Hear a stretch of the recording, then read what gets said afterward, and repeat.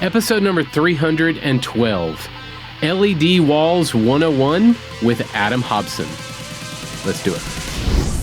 This is the definitive podcast for helping you plan, create, and execute dynamic worship experiences at your church.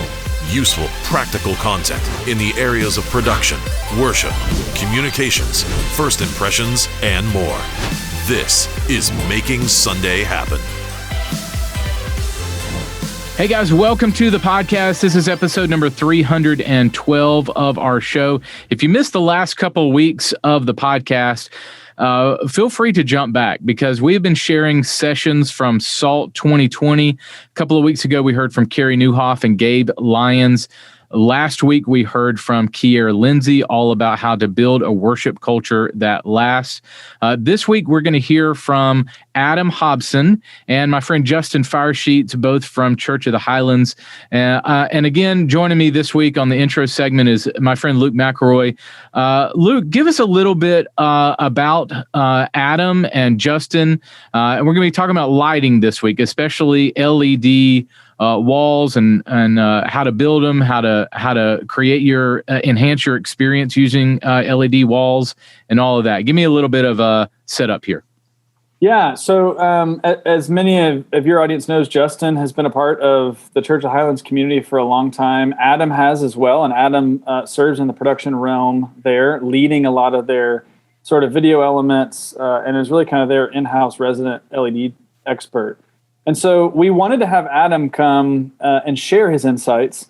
But as you guys know, Justin is just a wealth of information and has a knack for sort of navigating conversations in a way that doesn't go so deep in the technology that you get lost, right, but sort of keeps coming up for air to make sure that those of us who aren't genius nerds like Adam Hobson is, right, and all he knows, he kind of helps make sure we're tracking along. So that's what I'm excited about this, is it's a conversation that we get to eavesdrop into between Justin and Adam about all the knowledge, wealth, and even end use cases of how Highlands uses LED well.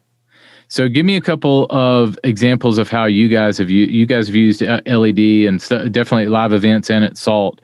Give me a couple of maybe tidbits of how you guys have used LED effectively.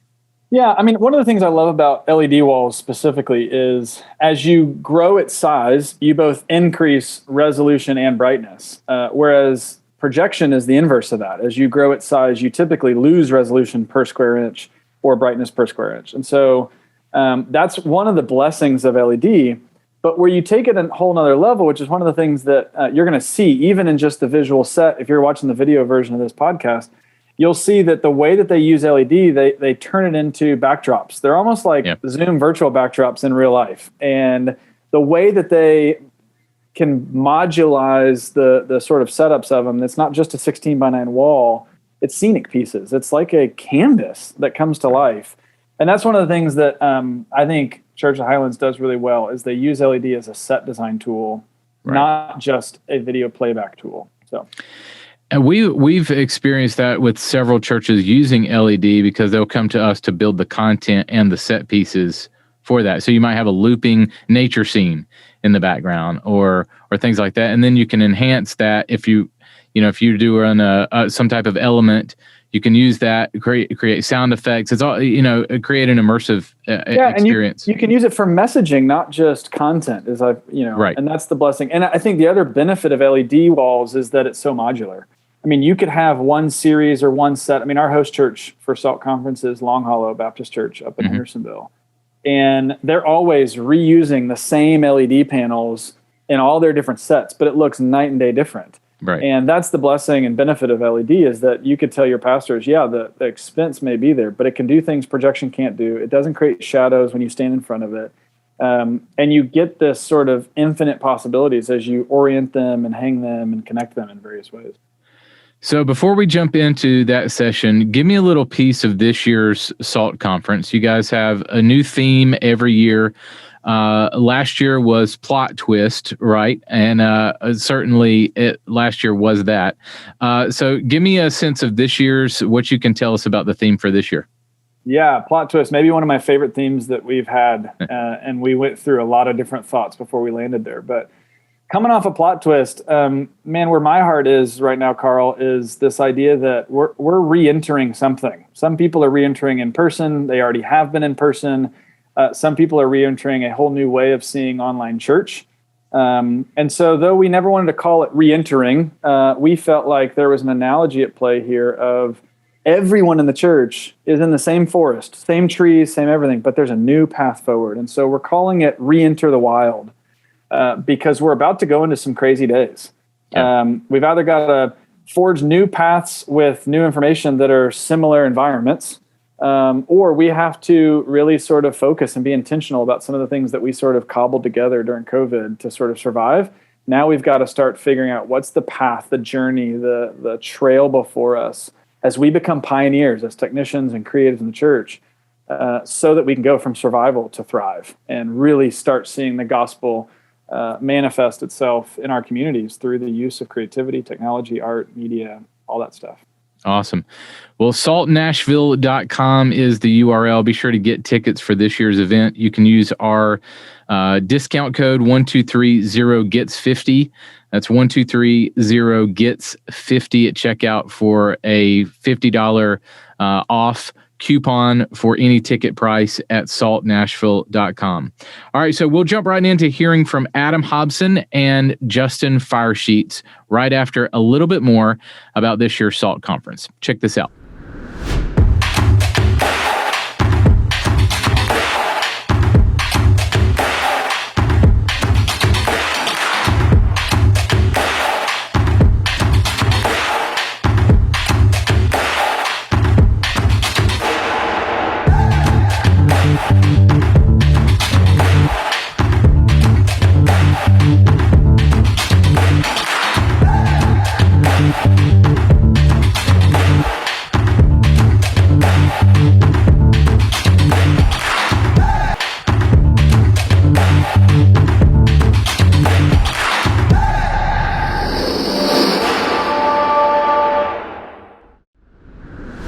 Hey everybody, my name is Justin Firesheets. I'm the production director at Church of the Highlands, a multi-site church based in Birmingham, Alabama. Joined today by Adam Hobson, our broadcast engineer and LED guru, because he is driving us today on the idea of LED Walls 101. So I'm hosting this thing. He's the brains, I'm the beauty. That's how this works out. But we're going to spend a few minutes talking with you guys. A little bit of a different flow this year, virtual SALT. So the online experience, we are going to have some time after this for some chat after we're done kind of walking through. But for the next few minutes, we're going to talk some basic ideas and concepts for those of you that might be looking to get started in the LED wall world. You are a SALT veteran. You've got a couple years under your belt. There we go. So, this is my first time being part of the SALT experience, and so I'm excited to join the stage with you. Absolutely. It's an honor. I really wish we could be there this year. SALT is awesome. Huge shout out to Luke and the team. They are awesome. And really hoping we're in person next year. I think that would be awesome. We'll definitely cross our fingers for that. But let's try to dive into this because the LED wall world is one that churches are getting more and more involved with as projection kind of, I'm not saying it's phasing out. There's still definitely a need for that, but it's less popular in the main environment for many reasons. But the LED wall, it's not just like you go to Walmart and you pull something off the shelf. There's a lot of factors you've got to walk through this. And so we're going to talk about some of that, but we've got one of our panels here at Highlands that's kind of sitting here as a prop. It's not going to do anything. It's just eye candy. We're not going to snap, and it's not a touchscreen TV we're going to walk through. But walk through a little bit just because there's a lot of numbers involved when it comes to pixel pitch and pixel count and throw distance and all these other things. Let's start kind of at the beginning for somebody that's trying to understand what some of these things mean when they're trying to think what kind of a wall needs to work for me in my space. Right. So this is pretty much a standard panel. They're 500 millimeter square.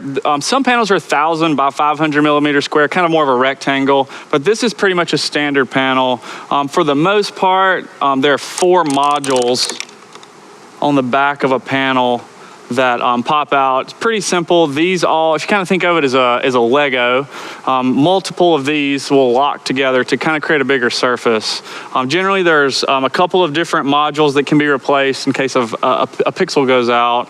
Then there's typically some sort of brain in the center that kind of provides signal and power to everything. Yep. So when you talk about millimeters, because all of this stuff is manufactured overseas and it's a nice round number, we deal with the millimeters and meters and everything instead of inches and feet. but pixel count and pixel pitch is a huge deal. Pixel density and the spacing between the LEDs. And so when you hear numbers of, well, this panel's a 4 mil or a 2.4 or whatever, walk a little bit through what some of those numbers mean and why they're important to know when I'm shopping and trying to find something that works in my space. Right, so when that's what you hear. It's like a 6 mil wall, a 3.4 mil wall, a 5 mil wall. So basically the millimeter is measured in millimeters between every single pixel. So this right here, this panel we're looking at is a 3.4 millimeter wall. And so between every single pixel is 3.4 millimeters. So the kind of general rule of thumb is if you multiply that times 10, that's at which point this would start looking like projection. So this is a 3.4 millimeter wall. At about 34 feet, you would no longer be able to see the individual pixels. And that's important because if you're on a stage that has limited depth between the speaker and the background, you want to find something that's got a tight enough pixel pitch where they're close enough together where your subject, because they're so close to the wall, where it's a seamless look behind them. We're going to get into the moire problem here in a little bit because that's something that everybody struggles with. But these are not all made the same. They're not all priced the same. Right. And so what my environment is calling for is going to determine how much I'm going to end up spending on something like this, right? Right. So the general price, we would say, is the ballpark is about $750 to about $2,000 a panel. And that is 100% dependent on make and model and feature set. So this panel is made by Rowe. It's all magnetic. It clicks together really easy, really quickly. But the vision behind that was we configure this stage pretty often every year. Yeah. So we wanted to be able to quickly, from Sunday to Thursday, take every panel you see behind us down and reconfigure it in a pretty quick period of time. Yep. And now how long have we had our walls here since installed? 2016. 2016. And so even though we've had it now for a little over 4 years, there are things that we are still learning during this process, but there are a lot of things that we have learned in the last several years as well. So we'll try to condense some of those things for you, and keep in mind that some of this is going to be opinion, what has worked best in this particular space. And so while math is math and there's science involved in that, don't just go do something just because we said blah, blah, blah. There's value still in looking at demoing it in your space, doing your own research, talking to other people with experience. But we just kind of want to help walk you through some things that we have dealt with on our own. So when we talk about feature set that can affect pricing or what works in a particular environment, let's start going piece by piece and talking about some things that people need to consider. Because when you talked about magnets and they all click together, just the rigging and the assembly piece, a lot of times people don't think about that. They like the look, but people forget about the logistics of how do we get it all connected and then support it all. So what are some variables wrapped up in that I need to think of as I consider buying a wall? Right, so I think that one of the most challenging pieces to think of is, most people I would assume are buying this in a creative way like we use here. So it's not really a permanent install, it's more of a set.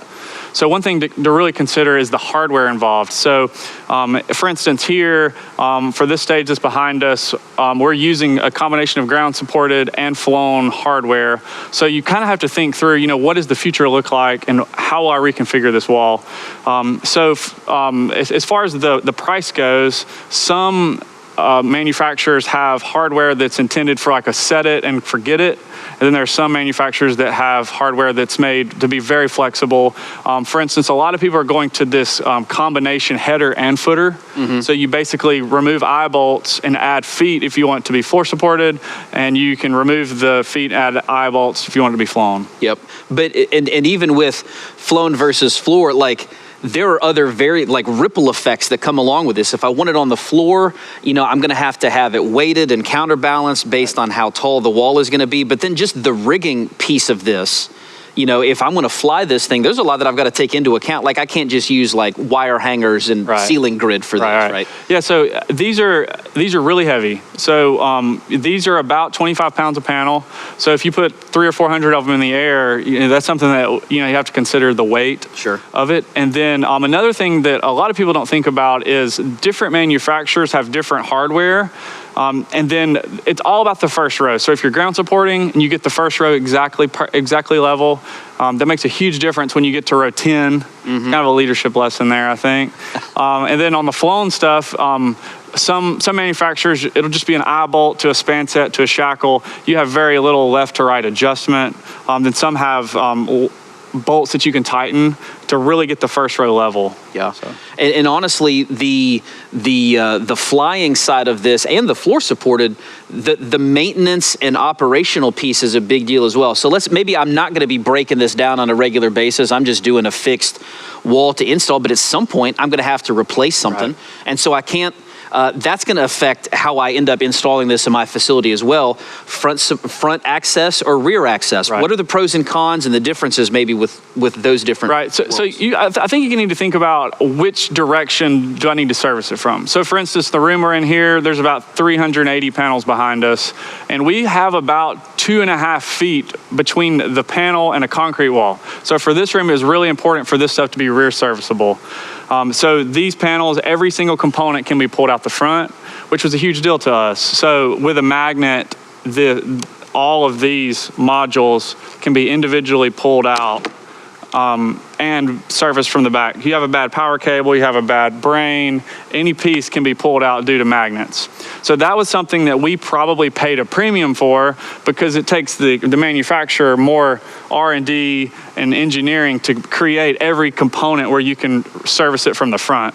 But that may not be important. Many churches have a huge upstage area where you can get to with a lift, and that's less important. So, yeah, and for the ones that are front supported as well, the power supply and the processing brains, all of that stuff can be pulled through the front. You may have to, twist it or turn it a little bit to get it to fit through one of these gaps. But if you are in a situation where you don't have a lot of stage depth and you've got to stick this thing flush or as close to it as possible with the upstage wall, front serviceable options are critical, either with the suction cup tools maybe that you've seen before, or some kind of a magnet. This one's magnet. Or even the ones, that are like the little key. You have to find the little hole and you can pop it in and it makes the panel pop out. So all of these are features that we need to think about, not just from the creative expression, but how are we going to be managing this on a day in and day out basis? And again, like Adam said, the rear service thing was a big piece for us, because if there's a problem 20 feet in the air, we may not be able to clear lighting fixtures or instrument risers off the stage to try to get a lift or a ladder up to get. So there's a lot that has to be kind of factored into some of this when you're thinking about floor support, flying it, how far out from the upstage wall. But a lot of people forget about the power side of this too. It's not like I've got a power strip from Home Depot and I just plug all the panels into it and I'm good to go. There's a lot that goes into this from a distribution side. Talk a little bit about that piece. Right. So, LED is known for efficiency, right? Everyone's houses, we're getting away from incandescent, we're going LED, which is very true. But this panel that you're looking at has about 20,000 LEDs in it. So by the time that you take one panel with 20,000 LEDs and you put it on a stage with 300 panels, this stage has about 6 million lights on it right now. So they are efficient, but when you have 6 million of anything, it adds up pretty quickly. So one thing to consider is this panel at full white, which would be the red, green, blue, and all at 100% intensity, uses about an amp. Mm-hmm. So, we have 300 in the air. We have to consider, hey, that 300 amps is a lot of power. Yeah. Typically in a worship environment, we're running these at like maybe 25% brightness. So it's not a huge deal because they're actually never really pulling an amp. But for safety's sake, we want to always make sure that these, if someone wasn't sure what they were doing in the processing, sent a full white test pattern to it, that it would hold the load. Yeah, and we need to make sure we've got overhead, because you never know when there could be a spike or a peak and whatever the draw is here versus whatever is happening in the rest of the building. So as I'm looking at doing this, what are some things I need to take into account when it comes to how the power is distributed for all this and how I'm managing that? Right. So from the manufacturer, they usually won't tell you how many to put on a circuit, but what we try to do is we try to put about 18 panels on a 20 amp circuit. And that would be a dedicated 20 amp circuit. Mm-hmm. So whenever we build a wall, we pretty much build out a power map that shows us pretty much 18 amps per panel. So that gives us about a 2 amp overhead if needed. Right. So, and just make sure that, between services, nobody in the green room is plugging their hairdryer into that same circuit. You'll definitely overload that thing. Ideally, you would be on some kind of entertainment power and not a wall Edison outlet, but it can be done. We've done it many events in the hallways and lobbies and other spaces where we had to use just a standard Edison wall outlet. And as long as you have the amperage required, I mean, that's okay. Yep. But just keep in mind that just because you hear LED doesn't necessarily mean that they don't pull much power. Sure. Because again, like you said, you start multiplying anything times exponents and whatever, it's going to be a big draw. So we're talking about power and how the power has to get distributed. Let's talk about signal distribution as well, because we're not just plugging coax into the back of all these things. There's got to be a signal network. So let's talk, starting here at the panel and backing it up the signal path. Right. How do we get everything to the panel, and then what does it have to work its way through with processing and scaling before I ultimately back up and land at my source? Gotcha. So it's pretty common now to have a 4K and a 1080p processor, and it's the output of every processor is all dependent on which panel you have. So with this specific product, we can get about 96 or so panels per 1080p processor. So the easiest way, and that's just based on pixel count. Right, just on pixel count. So a standard 1080p processor will do about 96 of these. If you bought like a 2.6 mil, which was more lights here, it would be less. Mm-hmm. Does that make sense? Again, just because pixel count is going to determine resolution, which is going to determine what kind of processor and scalars you have to push your content out to everything. So what we do is we typically, if you look at, it's simple math, 1920 by 1080, it's about 2 million. Then you divide that by how many LEDs or pixels are on a square. And then we like to have a little overhead, kind of like power. So in our specific example, one of our 1080p processors has 4 outputs, and each output will do about 24 panels. The math works about 26 panels, but we like to have a little margin, right?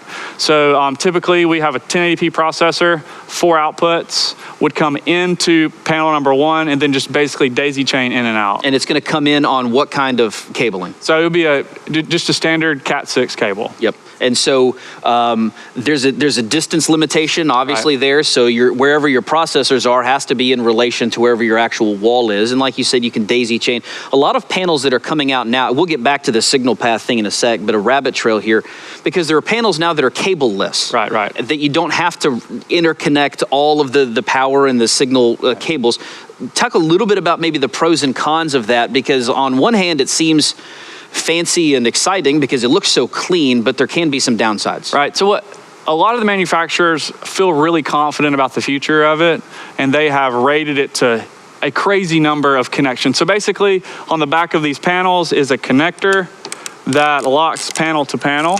And on the cableless, this connection holds it physically together, and it also provides power and signal. So it's essentially like a male-female connection that's locking together as the panel connects. Right. That's bringing all that in. Right. Which, according to the manufacturers, they feel confident about it, but it's one of those things that's still so new that we're not really, not really positive yet.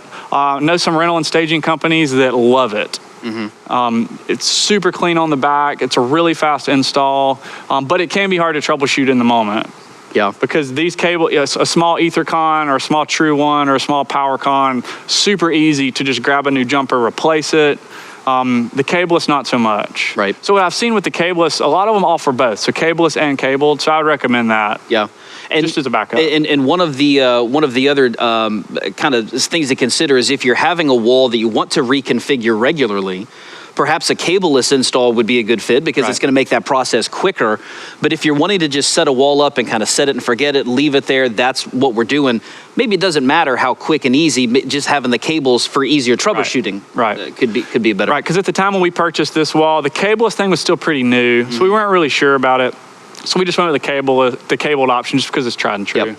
So we've got our signal cabling that's going to run to every panel, but so let's back up in the chain. We've got to get the processors. So how do I know what kind of processors? Are there different manufacturers and different features I need to consider based on what wall I'm trying to do? How do I make that decision as I'm buying this thing? Gotcha. So there's pretty much 2 main processors now that most people go with. There's a Novastar and there's a Brompton. The Novastar is the more economical solution. It's the most common out in the world today, but it is a bit PC, let's call it. Okay, so we said we have the Mac guys and the PC guys. Novastar, it's PC based. It's a little harder to configure. And then on the other side, you have Brompton, which is very, very Mac. It looks like it was made by an Apple engineer. Very simple, and it runs on Mac and PC. So for us, at least here at Highlands, we're very Mac-based in the production world. So that's very convenient for us to have an LED processor that runs on Mac. And that's one of the reasons that we chose Brompton. Overall, though, Brompton just provided us with the creative flexibility that we have here to configure and rotate and all of that. That was in 2016, though. Novastar has come a long way with the new 4K stuff. Yep. At the time, we needed to do some scaling that was built into the Brompton that wasn't built into the Novastar. But I would just encourage you to look at the pros and cons of each and see if the Novastar is what you need or if the Brompton is what you need. Right. For example, at our campuses, we have Novastar at every campus and have had no problems with it, but that is more of a fixed installation and kind of it's just configured less. Sure. Right. Yeah, it's going to stay in that same lineup. Right. But again, feature set sometimes dictates price, so that can also Right. play into the decisions. But when I'm pushing content to this, I can't just hook up, PVP or ProPresenter or something and have it spitting straight out to this, because if I've got a configuration that's atypical, I got to scale this bad boy. Right. So how does that work, and what are some different softwares that I can look at using that will easily manage pushing content out to my wall? Right. So with the LED, this specific, kind of the same thing with the power, this specific panel is only 192 pixels wide. So you're like, oh, that's not very big until you fill the stage full of them. So the stage behind us is about 7,800 pixels wide. So it's about, let's call it 8K wide. So what that really introduces is 1080p isn't good enough anymore, right? Because it's getting blown up on a surface that large. You're going to see a lot of imperfections. Right. So that really gets us in the world of slices. So PVP and Resolume Arena are probably two of the most common software solutions. You can get into some of the more hardware media servers, but the most common are going to be PVP and Resolume. And what that allows us to do is this wall behind us has a lot of dead space in between panels. So what that allows us to do is, which we'll get to in a minute, but we can, the content creators, they want to create content that looks the way that it looks in the room, including the gaps. So what the programs with slices like PVP and Resolume allow us to do is to kind of take all of the regions of interest and kind of squish them all together so that we can make the most of a single 4K. So this wall behind us is about 8,000 pixels wide, but with slices in Resolume, we're able to pretty easily get it into two 4Ks. Yeah. Well, we're going to come back to some of that pixel mapping process in a sec. Last thing I want to touch on, though, when it comes to buying a panel, it can be really enticing to say, I know a guy who knows a guy that heard of this guy overseas that I can call. We can get a panel directly from Bob's LEDs R Us. They can even stamp our church name and logo on there. It's awesome, and it's going to save us a ton of money. Why shouldn't I go that route? Okay, so LED is now, there are a literal 1,000 options out there right now, like you said, from Bob's LED. So what I would encourage you to do is find a relationship with someone, maybe an integrator, really an integrator, or maybe a rental and staging company who you trust, who can actually bring the physical panel into your room and check it out. There are so many deals in China right now, deals, not even just China, but deals in America where, it looks fine, you get it, it shows up in a container in your parking lot with a lot of different pieces, and it doesn't all go together right. Yeah. So I would try to find a relationship with someone who you trust, who can actually bring what you're going to buy to your room. Before we chose this specific panel, we probably had maybe 10 or 15 demos on this stage with these cameras to make sure that we liked the way this looked on camera. And part of that was our relationship with a vendor who was able to provide that for us. Yeah, because it's not just the sale, but it's after the sale, the service and support, and my panel's broken. Who do I ship it to get it repaired? Can I get somebody on the phone to help me with this? If I have a problem, is there somebody that can help figure it out? What's the turnaround time when I have to ship this thing off? Is it going to take weeks and months, or is it just days? They can get me a replacement. And as a sidebar too, when you're buying these, you want to buy a couple extra panels because just when it all comes in the same batch, the colors are going to be more consistent. instead of having to bring additional things to supplement down the road, you may have some consistency issues there from a color standpoint. But we touched briefly, we teased the idea of moire. Okay. And I think we need to hit on that before we get back into some of the content mapping world, because the camera and lighting and depth of field and LED wall combination can be dangerous. And so it's so critical to demo something on your stage before you buy, because you need to make sure it's going to look good on your camera. But what are some things I need to consider when it comes to avoiding moire or trying to narrow down the odds of having a problem like that? I would kind of go back to what I said earlier. I would just make sure that you have someone who has LED experience to really guide you through the process. The moire is basically when the camera can focus on the individual pixels. Okay, so it's a simple mathematical equation of your depth of field of your subject needs to be at a specific distance to the actual LED panels. So for instance, this room, from the front row to the LED panels, we're at about 40 feet. So a 3.4 millimeter wall is plenty sufficient, right? To achieve a smooth, no pixel look from the cameras. And that is a calculation of lighting, the f-stop of the cameras, the throw distance of the lens. There's a lot to it. It's not really just a simple equation, okay? So like if you're in an arena, let's say like we do a student conference every year in an arena, we use like 6 to 8 mil because it's such a big room. The cameras are 100 feet away. The stage is so deep. I think it's just something you need to take into account of the distance from your camera to your subject, from your subject to the camera, and then the f-stop of the camera with the depth of field. Absolutely. And so there are, again, a lot of variables to consider there. So you can't just say, oh, it's the camera's problem, because it might not just be the camera. It could be a depth thing. Oh, you can't blame it on the wall because it could be a camera thing. Right. They all have to kind of work together in order to make this work on camera and not cause your audience to get seasick. So let's take the last couple minutes and just talk about kind of the sketching and the mapping process of this, because it can be fun to noodle around with, but there's a lot sometimes that it takes to figure out how to get that right. So walk through the softwares that we use to try to design a new wall, and what are some maybe entry-level ways that somebody can start getting involved with something like that on the web. So I guess we can kind of just start from the top. So we use a program called Vectorworks, which is a model of this room, and then we have a full-time person who designs these sets that you see behind us. So among other things, that's not literally all he does. But that's one of the things he does. So what he does is he creates multiple designs. We talk through and say, hey, we think this one would work. We pick a design, let's say. Okay, so we have a 3D rendering of the LED set behind us, and he draws it in an aesthetic way that fits the room. So then we look at it in a more of a 2D version, and we use a program called OmniGraffle. And what OmniGraffle does is allow us to actually look at it pixel by pixel, and it's really a bit of a puzzle to figure out how to fit that many pixels in however many outputs we have in our system. Okay? Yep. Make sense? Yeah, and that's where you have to think about the slices and how the resolution works and out of the processors. And we'll do some full screen overlays here just to kind of show you.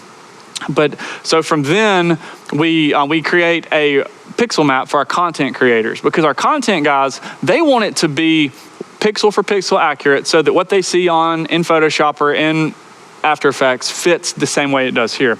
So we create a 2D model that shows every pixel behind us in the exact configuration that it is. So it takes into account of every physical gap and every actual gap of the panels. Okay, so then what we were talking about earlier with slices. So what we do is we use Resolume Arena to do a region of interest over all of those areas, right? Yep. So we grab every single panel or every single area there are panels, and we reconfigure those in a single 4K to use the space the best as possible. And it took a while to figure out how to use all that stuff and figure it out, right? Yeah, we did. I ask people sometimes, I'm like, hey, are we doing this right? Because the way we're doing it is working. Yeah. But we made up a lot of this stuff, so yeah. And again, with a lot of this stuff, there's not necessarily a right and wrong. There's just different ways to get there. And so we do it a way. Perhaps you're familiar with a different way, or another church that you know does it a different way as well. There are lots of different varieties out there. But we hope that this was enough to give you at least an idea of some things to consider when you're getting into the LED world. The pixel pitch and rigging and weights and power and signal distribution and processing. There's so much that goes into it. It's not just the price tag of what one square is, but there's a lot more that goes into it. And we hope that this has been an informative process for all of you guys to be part of. So thanks for letting us be part of your virtual SALT experience. We'll open it up now to a little bit of online chat. So let us know if you have any other questions, and feel free to reach out down the road if there's anything else we can do to help you guys out. Thanks a bunch. Every church starts with a vision: to connect people to God, make disciples, and make the truth of Jesus known. But in an age where a majority of the world's population engages online, it's more important than ever to meet people right where they are, to go beyond the walls of the church building and make the gospel incredibly accessible. At Subsplash, our vision is to equip every church to create more and better disciples. That's why we built the ultimate engagement platform, to empower ministries all over the world to engage their audience from one centralized dashboard, a single place to connect your community and fuel your mission. And it looks like this: a custom mobile app and website working together to create a seamless experience for your community.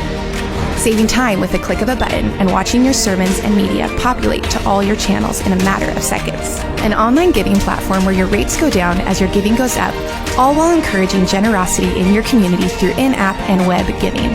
People being able to live stream your gatherings across the globe no matter where your audience is. Having a centralized location for all your events. Sharing custom Bible reading plans and fill-in sermon notes to go deeper in discipleship, and having messaging channels to create authentic community and empower small groups. The Subsplash platform allows you to put your mission into the hands of your community on their phones, tablets, computers, and TVs. Now you can move beyond the four walls of the church and expand your reach across the globe, allowing your ministry to share the gospel and make disciples like never before.